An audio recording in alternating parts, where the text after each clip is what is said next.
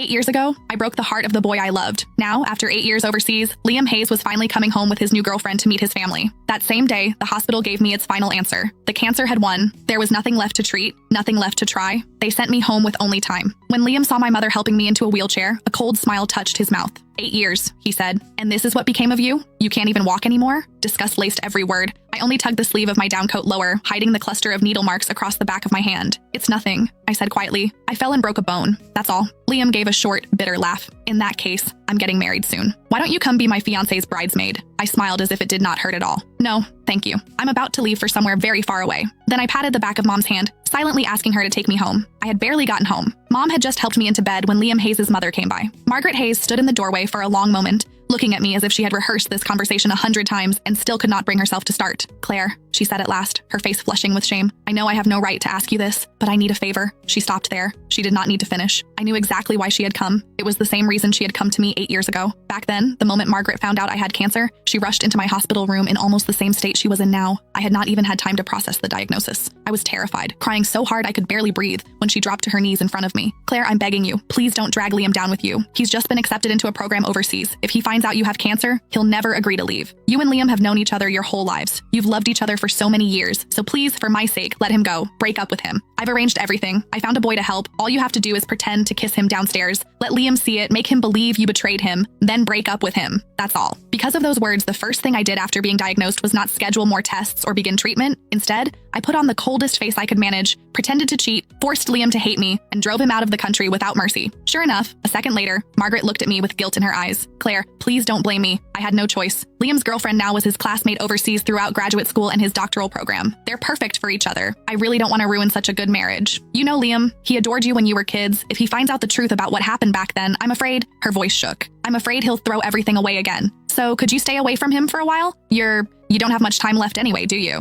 In your condition, you shouldn't be going out, don't you think? The moment Margaret said those words, my mother grabbed a pack of adult diapers from beside the bed and slammed it down so hard the mattress shook. Seeing that she was about to lose her temper, I quickly tugged at her sleeve and softened my voice. Mom, please. It took several seconds before she managed to hold herself back. Only then did I look back at Margaret. I can promise I won't tell Liam what happened 8 years ago, I said calmly. But I can't promise I won't see him. No, I could not promise that, because during all 8 years of surgeries, chemo, and hospital ceilings, there had never been a day when I stopped missing Liam. When chemotherapy became too much to bear, I would clutch the old photo of Liam and me until my fingers cramped. Some nights, that picture was the only thing that kept me from giving up. I went through more surgeries than I could count. Some minor, some so dangerous. Mom signed the consent forms with shaking hands. More than once, I was rushed into the ICU and almost did not wake up again. Every time, Mom stood beside my bed and shouted herself hoarse. Claire, have you forgotten? You said you were going to survive.